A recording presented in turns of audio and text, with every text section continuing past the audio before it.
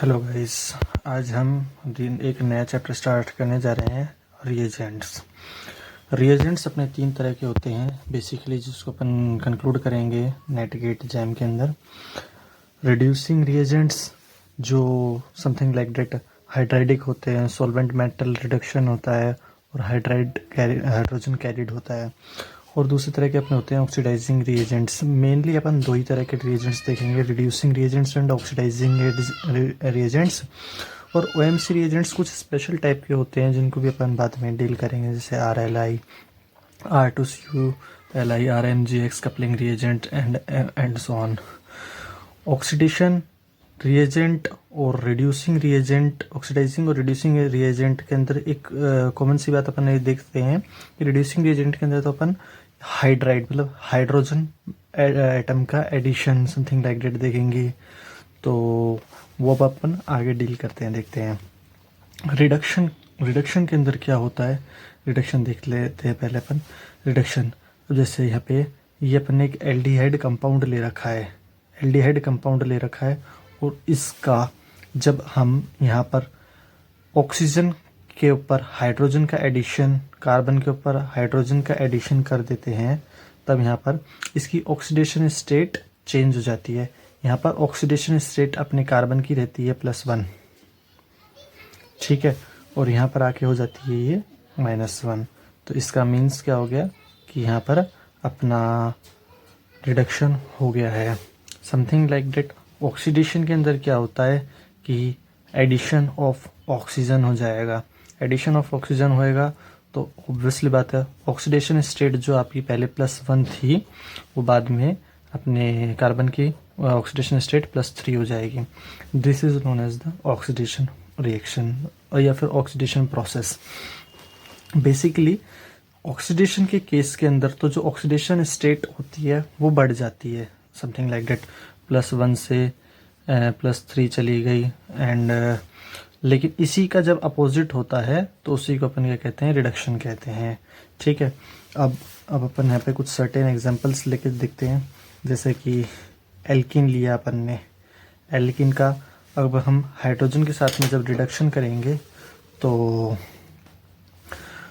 इसके अंदर जो ऑक्सीडेशन स्टेट -1 थी, -2 और -2 थी, अब यहाँ पर आके के वो -3 के अंदर कंक्लूड हो गई है। MCPB है, अपन आगे एक रिएजेंट और देखेंगे जिसके अंदर अपन इपॉक्साइड रिंग फॉर्मेशन कर लेते हैं। This is known as the epoxide. Epoxide के अंदर क्या होता है, मीन्स 2 कार्बन के बीच में जब ऑक्सीजन जुड़ जाता है, that are known as the epoxidation, epoxide बोलते हैं उसको। और ये एक ऑक्सीडेशन रिएक्शन होती है। एक ऑक्सीडेशन अपन किसके थ्रू देखेंगे, MnO4OH- के बेसिस पे देखेंगे, जिसके अंदर कार्बन के ऊपर यहाँ पर अपन ऑक्सीडेशन के अंदर OH और OH मतलब ऑक्सीजन यहाँ पे ऐड हो जाएगा। This is known as also type of oxidation and so on. Let's move on.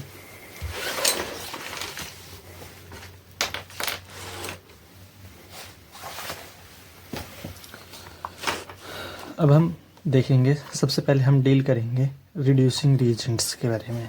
Reducing reagents क्या होते हैं, हाइड्राइडिक रिड्यूसिंग रिएजेंट के अंदर अपन 2 तरह की चीज़ें देखेंगे, न्यूक्लियोफिलिक एंड इलेक्ट्रोफिलिक, ठीक है। अब इसके अंदर क्या होता है, न्यूक्लियोफिलिक जैसा कि नाम से ही पता पड़ रहा है कि इसके अंदर कोई न्यूक्लियोफाइल आकर के अपने मतलब सबस्ट्रेट के अंदर जाके रिएक्ट करेगा। तो न्यूक्लियोफाइल कहीं बाहर से आएगा, अटैक करेगा किसी एक सबस्ट्रेट के अंदर, उसके अंदर मूवमेंट ऑफ इलेक्ट्रॉन होगा एंड देन अटैचमेंट हो जाएगा। यहाँ पे एक नेगेटिव चार्ज बन जाएगा, जैसा कि यहाँ पर आपको इंटरमीडिएट के अंदर शो हो रहा है। इस नेगेटिव चार्ज के बाद में इसके अंदर जब वर्कअप करेंगे तब हमारा यहाँ पे एल्कोहल बन जाएगा। This is type a nucleophilic hydridic reducing agent. अब यहाँ पे एक केस और होता है कि भाई अब हम अगर इलेक्ट्रोफिलिक ले लें इन द सेंस ये कि रिएजेंट जो है वो तो अपना हो गया इलेक्ट्रोफिलिक इन नेचर, और जो सबस्ट्रेट अपना है, सबस्ट्रेट जो इनिशियली अपन स्टार्टिंग में मटेरियल ले रहे हैं, जिसको अपन रिएजेंट के साथ ट्रीट कर रहे हैं, तो वो आपका न्यूक्लियोफिलिक होगा। ऑब्वियसली बात है, इलेक्ट्रोफिलिक लेंगे तो अपने को सबस्ट्रेट, अपने को न्यूक्लियोफिलिक लेना पड़ेगा, दोनों अपोजिट होते हैं। तो अगर हमने किसी भी एक, जैसे यहाँ पे अपने कीटोन को ले लिया, कीटोन के अंदर यहाँ पे ऑक्सीजन के पास में लोन पेयर है जो एक न्यूक्लियोफिलिक सेंटर है। जब ये न्यूक्लियोफिलिक सेंटर अटैक करेगा अपने इलेक्ट्रोफिलिक रिएजेंट के ऊपर, तो यहाँ पर एक इंटरमीडिएट बन जाएगा, समथिंग लाइक दैट। जैसे अपने कीटोन के ऊपर BH3 कीटोन अपना BH3 के ऊपर अटैक करा तो यहाँ पे बोरोन है जो पॉजिटिव चार्ज के साथ में आ जाएगा। एंड देन फर्दर जब अपन इसका हाइड्रोलिसिस करेंगे, वर्कअप करेंगे, तो ये फाइनली अपना अल्कोहल बन जाएगा। Let's move forward. अब यहाँ पे अपन देखेंगे कुछ रिड्यूसिंग रिएजेंट्स के बारे में। सबसे पहले अपन LiAlH4 का देखेंगे। ये एक LiAlH4, इसके अंदर ये मेटल हो गया अपना, ये रिएजेंट है, मतलब मेटल के साथ में अटैच्ड है।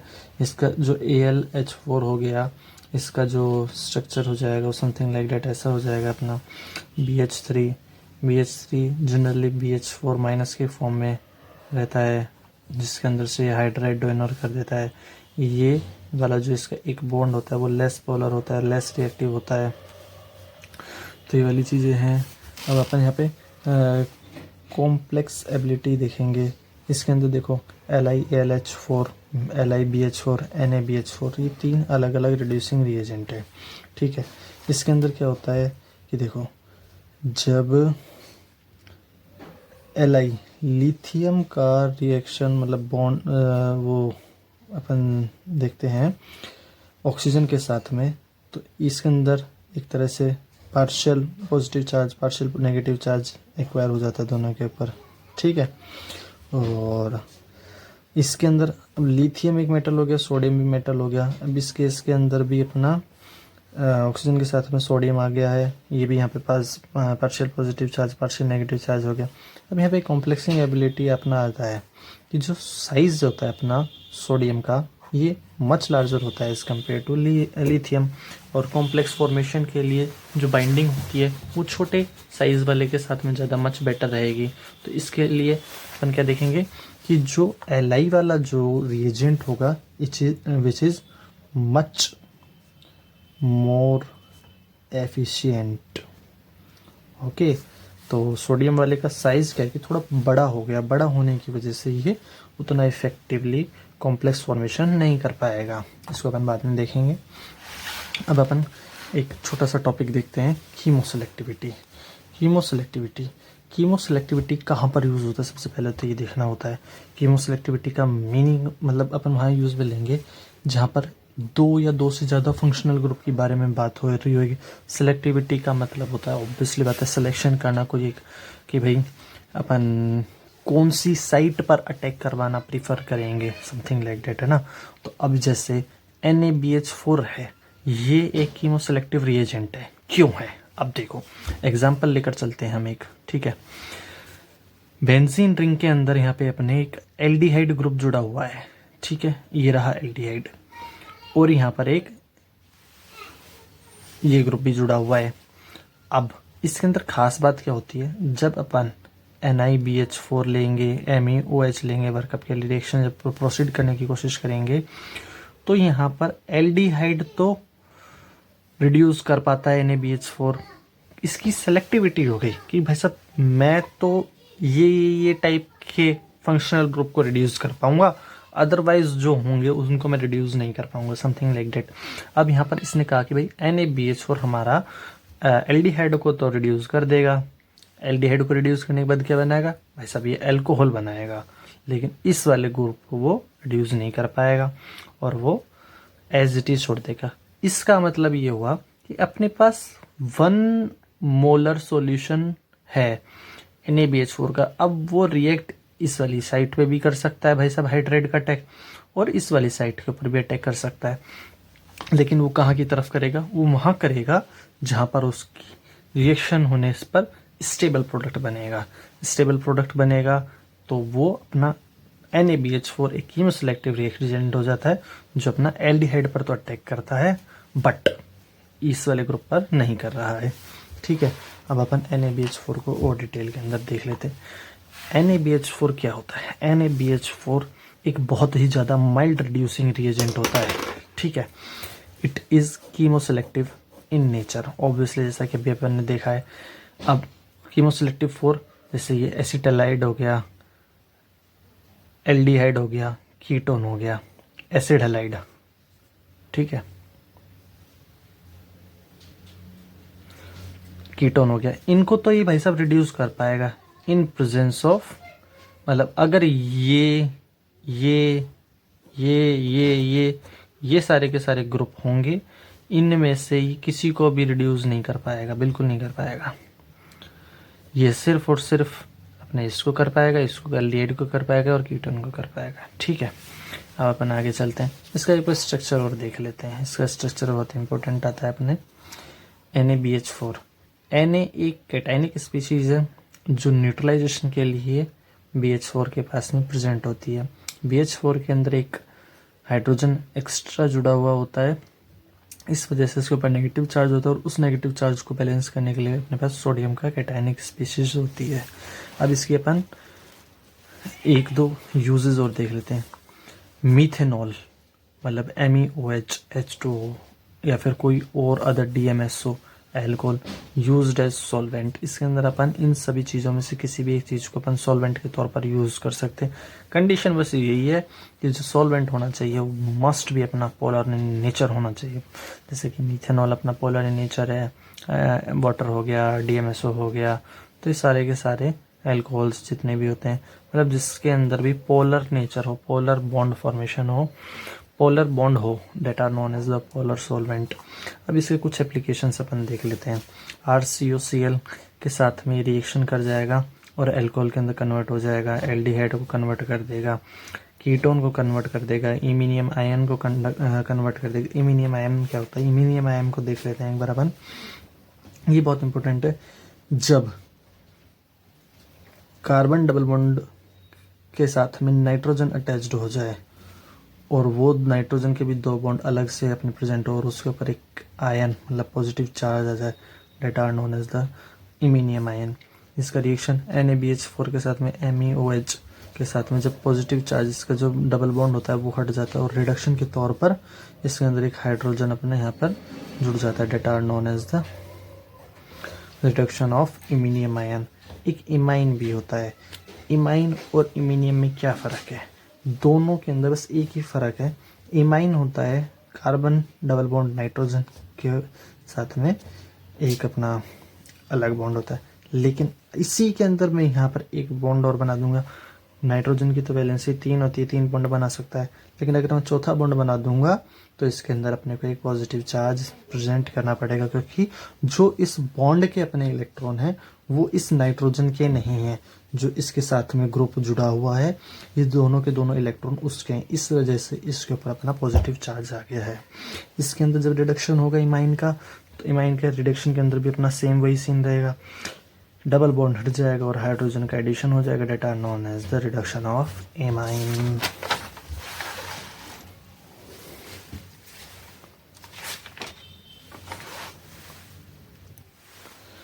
नेक्स्ट फर्दर, अब मैंने आपको स्टार्टिंग में पहले ही बताया था एपॉक्साइड क्या होता है। ये अपना आ गया फिर से एपॉक्साइड। अपना जो NaBH4 होता है ये एपॉक्साइड को भी अपना रिड्यूस कर देता है। हाँ, तो एपॉक्साइड को भी रिड्यूस कर देता है और बना देता है एल्कोहल। एक यहाँ पर अपना ये ग्रुप हो आता है जिसके अंदर बेंजीन के ऊपर N2 ग्रुप होता है और प्लस चार्ज होता है, इसको भी रिड्यूस कर देता है। इसका मैकेनिज्म जो होता है वो रेडिकल मैकेनिज्म के बेसिस के ऊपर ये अपना बेंजीन का फॉर्मेशन कर लेता है, that are known as the reduction of this group. Okay, अब अपन इसका मैकेनिज्म देख लेते हैं। मैकेनिज्म अपना इसका भी इम्पोर्टेंट होता है, उसको अपन डील करते हैं। देखिए, जो इसका मैकेनिज्म है ये बोलते हैं, इस वाले रिएक्शन को मैं आगे बाद में फर्दर नेक्स्ट क्लास में ज़रूर और डिटेल में समझाऊंगा, आगे आएगा, इस वजह से भी यहाँ नहीं समझा रहा हूँ, इसलिए भी और डिटेल अपने को पढ़ना पड़ेगा, ठीक है।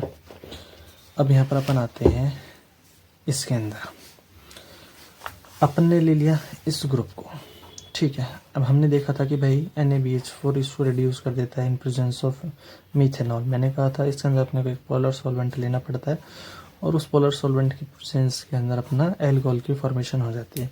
अब ये होता कैसे, मैंने आपको बताया था।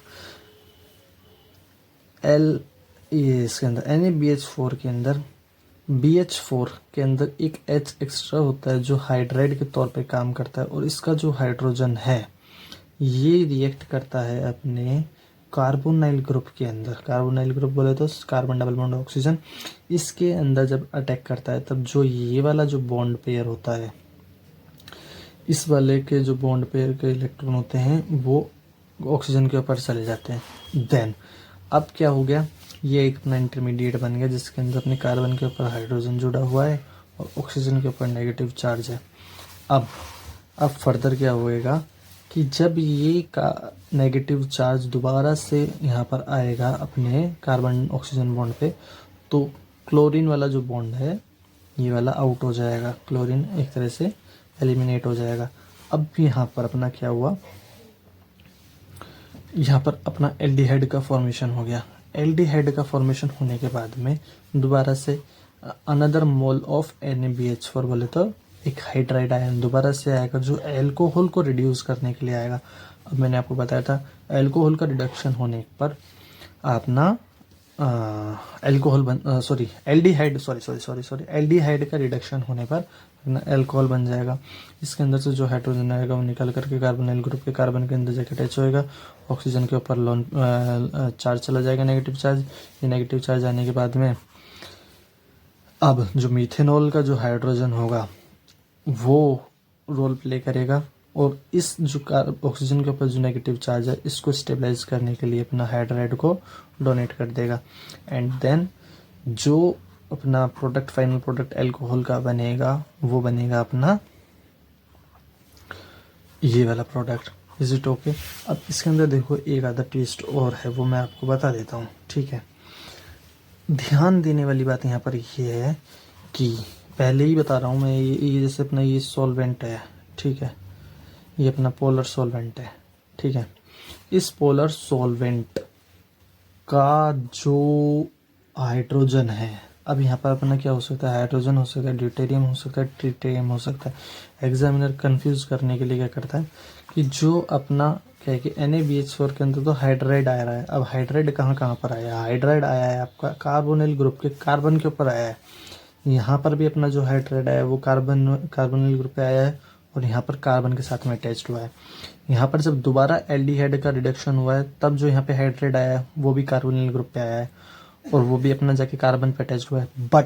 बट जो पोलर सॉल्वेंट का पोलर सॉल्वेंट का जो यहाँ पर ये एल्कोहल बना है, ये वो ही बनेगा जो अपना सॉल्वेंट के अंदर चाहे हाइड्रोजन लगा हो, चाहे ड्यूटेरियम लगा हो, चाहे ट्रिटियम लगा हो।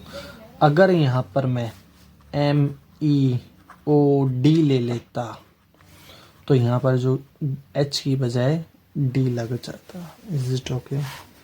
तो अब अपन दोबारा आगे चलते हैं, एक रिएक्शन और है अपनी। अब सिंपल सी वही वाली चीज़ है। अब मैंने इसको यहाँ से ना लेकर के डायरेक्ट यहाँ से एल्डिहाइड को पिक कर लिया, एल्डिहाइड के साथ में इसका रिडक्शन करा दिया, NaBH4 दोबारा से पोलर सॉल्वेंट लिया, हाइड्राइड उठाया, हाइड्राइड घुसाया और यहाँ पर अपना एक हाइड्रोजन जोड़ दिया। अब जो ये ऑक्सीजन के ऊपर नेगेटिव चार्ज है इसको स्टेबलाइज करने के लिए जो ये पोलर सॉल्वेंट है वो अपना हाइड्राइड को डोनेट कर देगा और हाइड्राइड यहाँ पे चला जाएगा। ध्यान देने वाली बात यही है कि जो ऑक्सीजन के ऊपर हाइड्रोजन अटैच्ड हुआ है वो सॉल्वेंट के थ्रू आया है और जो कार्बन के ऊपर हाइड्रोजन अटैच्ड हुआ है ये अपना रिएजेंट के थ्रू आया है। ठीक है, नेक्स्ट रिएक्शन लिख लेते हैं।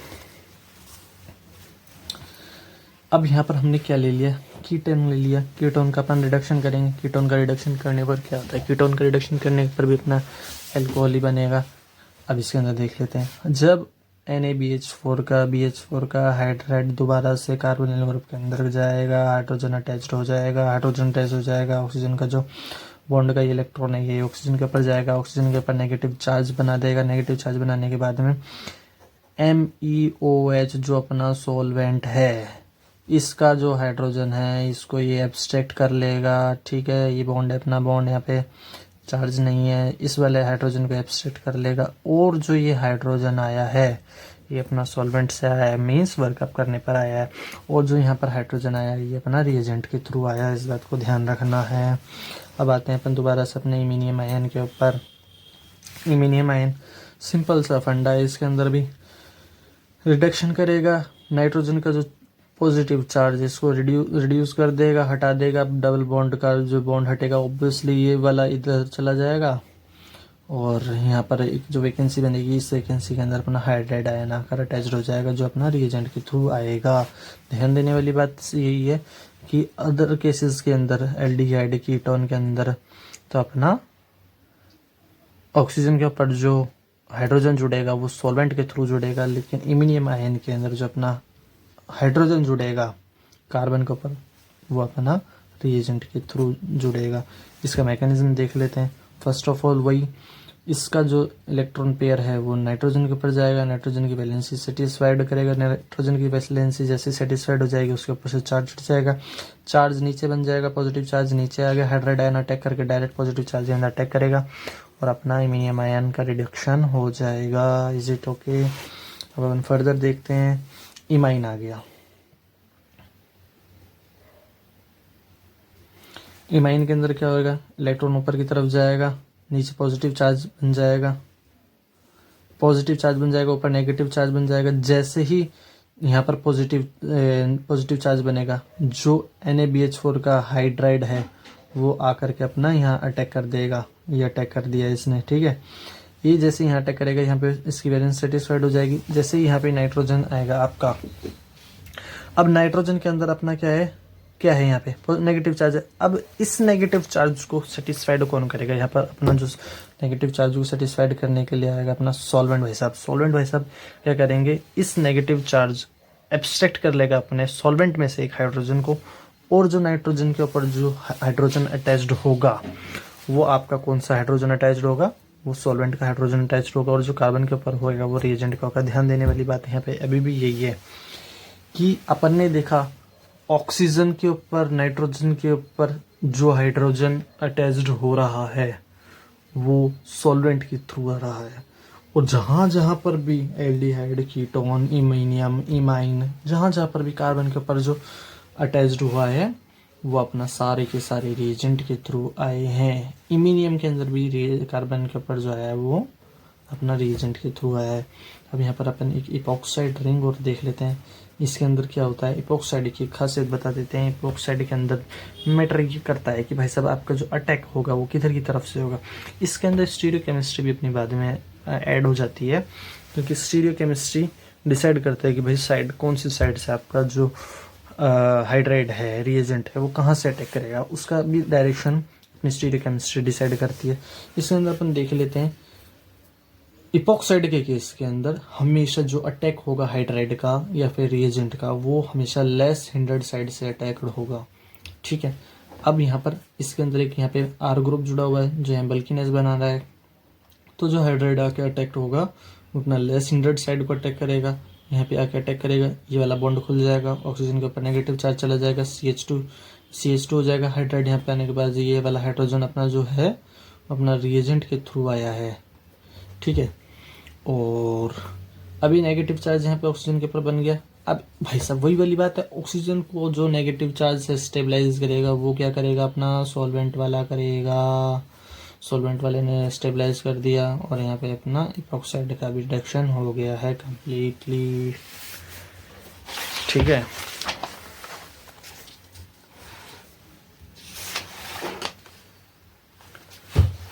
अब अपन आते हैं इस वाले ग्रुप के ऊपर। इसके अंदर डायरेक्ट नाइट्रोजन N2 गैस की फॉर्म के अंदर इवेपोरेट हो जाती है। अपन जानते हैं N2 एक गैस होती है, इस वजह से डायरेक्ट रिड्यूस हो जाती है, और हाइड्रोजन जो अटैक करता है वो सीधा पॉजिटिव चार्ज यहाँ पे आके अटैक करके नहीं अपना बेंजीन का फॉर्मेशन कर लेता है। Is okay. नेक्स्ट क्लास अपन बाद में करते हैं। Thank you very much.